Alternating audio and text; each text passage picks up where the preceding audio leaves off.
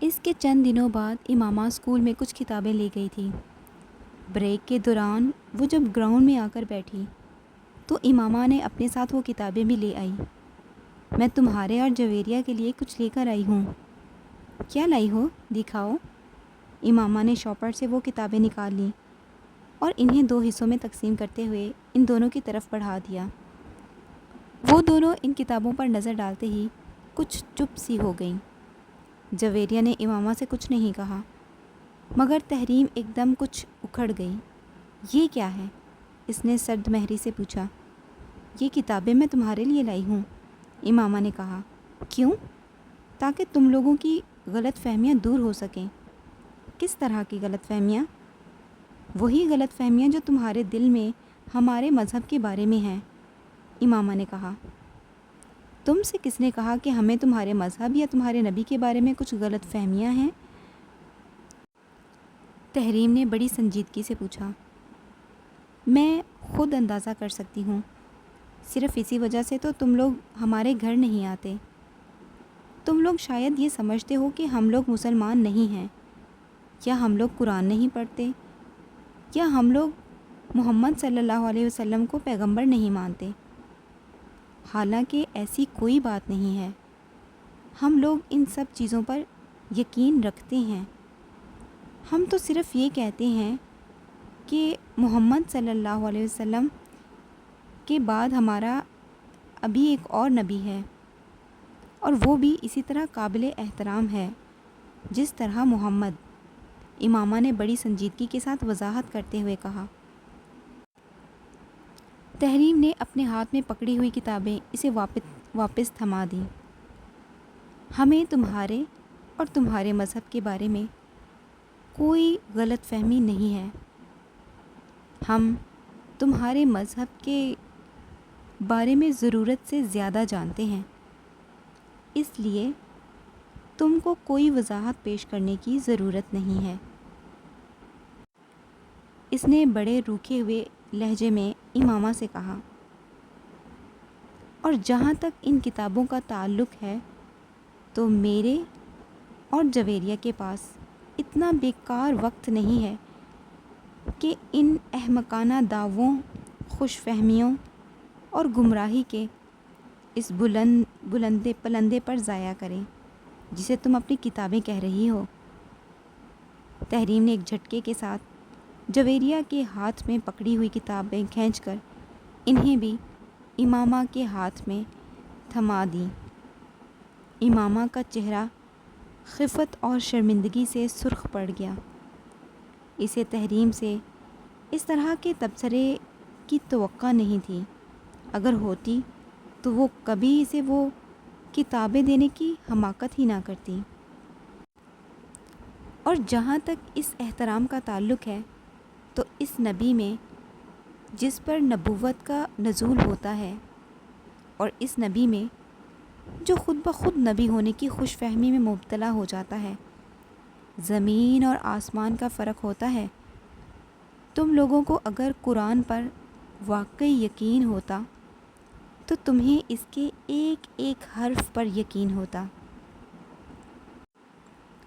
نبی ہونے میں اور نبی بننے میں بڑا فرق ہوتا ہے۔ تحریم، تم میری اور میرے فرقے کی بے عزتی کر رہی ہو، امامہ نے آنکھوں میں امڑتے ہوئے آنسوؤں کے ساتھ کہا۔ میں کسی کی بے عزتی نہیں کر رہی، میں صرف حقیقت بیان کر رہی ہوں۔ وہ اگر تمہیں بے عزتی لگتی ہے تو میں اس کے بارے میں کچھ نہیں کر سکتی، تحریم نے 2 ٹوک انداز میں کہا۔ روزہ رکھنے اور بھوکے رہنے میں بڑا فرق ہوتا ہے، قرآن پڑھنے اور اس پر ایمان لانے میں بڑا فرق ہوتا ہے۔ بہت سارے عیسائی اور ہندو بھی اسلام کے بارے میں جاننے کے لیے قرآن پاک پڑھتے ہیں، تو کیا انہیں مسلمان مان لیا جائے گا؟ اور بہت سے مسلمان بھی دوسرے مذہب کے بارے میں جاننے کے لیے دوسری الہامی کتابیں پڑھتے ہیں، تو کیا وہ غیر مسلم ہو جاتے ہیں؟ اور تم لوگ اگر حضور صلی اللہ علیہ وآلہ وسلم کو پیغمبر مانتے ہو تو کوئی احسان نہیں کرتے. تم ان کی نبوت کو جھٹلاؤ گے تو اور کیا جھٹلاؤ گے؟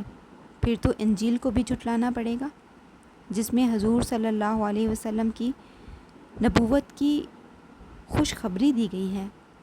پھر تو توریت کو بھی جھٹلانا پڑے گا جس میں ان کی نبوت کی بات کی گئی ہے. پھر قرآن پاک کو بھی جھٹلانا پڑے گا جو محمد صلی اللہ علیہ وسلم کو آخری نبی قرار دیتا ہے. اور سب سے بڑی بات یہ ہے کہ اگر تمہارا نبی محمد صلی اللہ علیہ وسلم کی نبوت کو جھٹلاتا ہے تو وہ ان مناظروں کی کیا توجیہ پیش کرتا جو وہ نبوت کا دعویٰ کرنے سے پہلے کئی سال عیسائی پادریوں سے محمد صلی اللہ علیہ وسلم کی نبوت اور اسلام کے آخری دن ہونے پر کرتا رہا تھا. اس لیے امامہ ہاشم تم ان چیزوں کے بارے میں بحث کرنے کی کوشش مت کرو جن کے بارے میں تمہیں سرے سے کچھ پتہ ہی نہیں ہے. تمہیں نہ اس مذہب کے بارے میں پتہ ہے جس پر تم چل رہی ہو اور نہ اس کے بارے میں جس پر تم بات کر رہی ہو. تحریم نے دو ٹوک انداز میں کہا.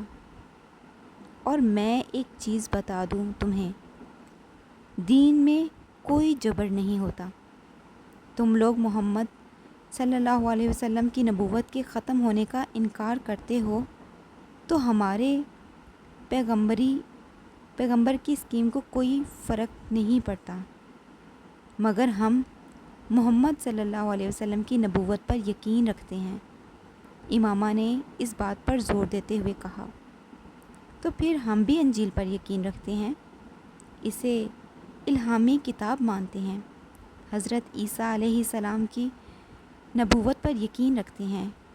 تو کیا ہم کرسچن ہیں؟ اور ہم تو حضرت موسیٰ علیہ السلام اور حضرت داؤد علیہ السلام کی نبوت پر بھی یقین رکھتے ہیں. تو کیا پھر ہم یہودی ہیں؟ تحریم نے کچھ تمسخر سے کہا. لیکن ہمارا دین اسلام ہے کیونکہ ہم محمد کے پیروکار ہیں اور ہم ان پیغمبروں پر یقین رکھنے کے باوجود نہ عیسائیت کا حصہ ہیں نہ یہودیت کا. بالکل اسی طرح تم لوگوں کا نبی ہے کیونکہ تم اس کے پیروکار ہو. ویسے تم لوگ تو ہمیں بھی مسلمان نہیں سمجھتے. ابھی تم اصرار کر رہی ہو کہ تم اسلام کا ایک فرقہ ہو، جبکہ تمہارے نبی اور اس کے بعد آنے والے تمہاری جماعت کے تمام لیڈرز کا دعویٰ ہے کہ جو مرزا کی نبوت پر یقین نہیں رکھتا وہ مسلمان ہی نہیں ہے. تو اسلام سے تو تم لوگ تمام مسلمانوں کو پہلے ہی خارج کر چکے ہو. ایسا کچھ بھی نہیں ہے. میں نے ایسا کب کہا ہے؟ امامہ نے قدرے لڑکھڑائے ہوئے لہجے میں کہا. تو پھر تم اپنے والد سے ذرا اس معاملے میں ڈسکس کرو، وہ تمہیں خاصی اپ ٹو ڈیٹ انفارمیشن دیں گے اس بارے میں. تمہارے مذہب کے خاصے سرکردہ رہنما ہیں وہ، تحریم نے کہا. اور یہ جو کتابیں تم ہمیں پیش کر رہی ہو انہیں خود پڑھا ہے تم نے؟ نہیں پڑھا ہوگا، ورنہ تمہیں پتہ ہوتا ان سرکردہ رہنماؤں کے بارے میں. جویریہ تحریم کی اس ساری گفتگو کے دوران خاموش رہی تھی. وہ صرف کنکھیوں سے امامہ کو دیکھتی رہی تھی. اللہ تعالیٰ کہتا ہے کہ محمد صلی اللہ علیہ وسلم اس کے آخری نبی ہیں اور میرے پیغمبر صلی اللہ علیہ وسلم اس پر گواہی دیتے ہیں کہ وہ اللہ کے آخری نبی ہیں اور میری کتاب مجھ تک یہ دونوں باتیں بہت صاف، واضح اور دو ٹوک انداز میں پہنچا دیتی ہیں. تو پھر مجھے کسی اور شخص کے ثبوت اور اعلان کی ضرورت نہیں ہے، سمجھی؟ تحریم نے اپنے ایک ایک لفظ پر زور دیتے ہوئے کہا۔ بہتر ہے تم اپنے مذہب کو یا ہمارے مذہب کو زیر بحث لانے کی کوشش نہ کرو۔ اتنے سالوں سے دوستی چل رہی ہے، چلنے دو۔ جہاں تک تمہارے گھر نہ آنے کا تعلق ہے تو ہاں، یہ بالکل ٹھیک ہے کہ میرے والدین کو تمہارے گھر آنا پسند نہیں۔ یہاں اسکول میں تم سے دوستی اور بات ہے، بہت سے لوگوں سے دوستی ہوتی ہے ہماری، اور دوستی میں عام طور پر مذہب آڑے نہیں آتا، لیکن گھر میں آنا جانا کچھ مختلف چیز ہے۔ انہیں شاید میری کسی عیسائی یا یہودی یا ہندو دوست کے گھر جانے پر اعتراض نہ ہو، لیکن تمہارے گھر جانے پر ہے، کیونکہ وہ لوگ اپنے مذہب کو مانتے ہیں۔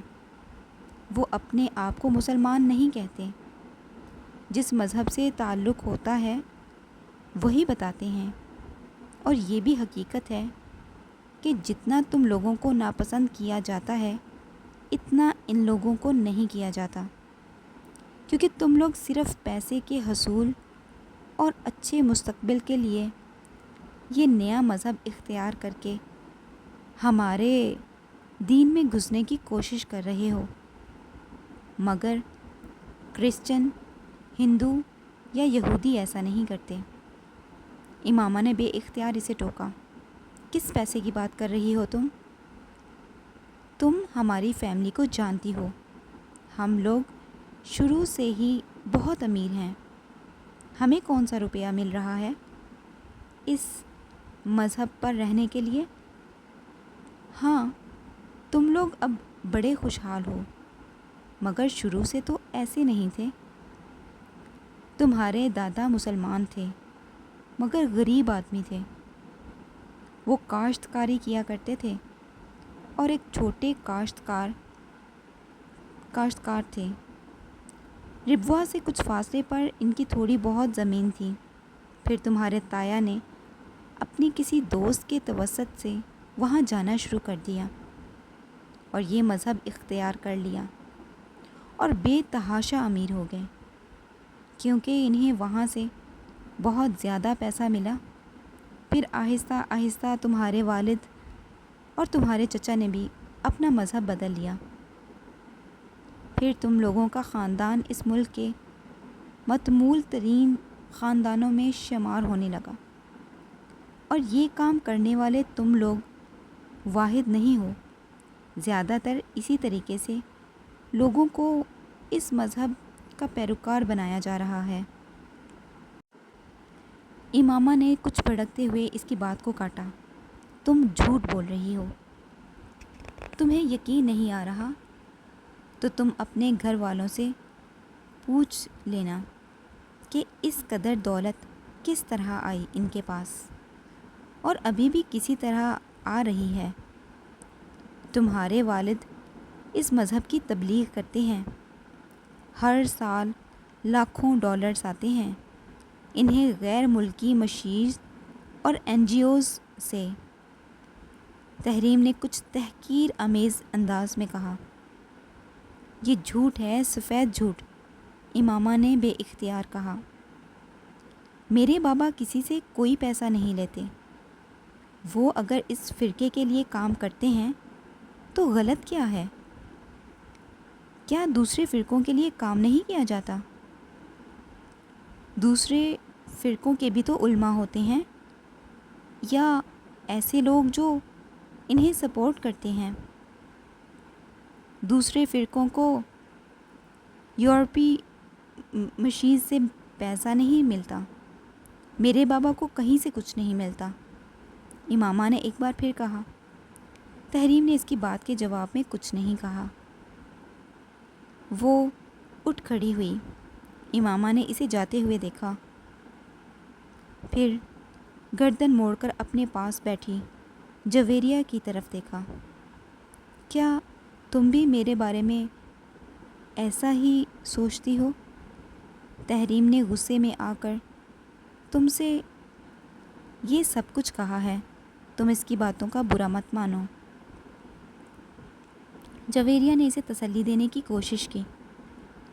تم ان سب باتوں کو چھوڑو، آؤ کلاس میں چلتے ہیں، بریک ختم ہونے والی ہے۔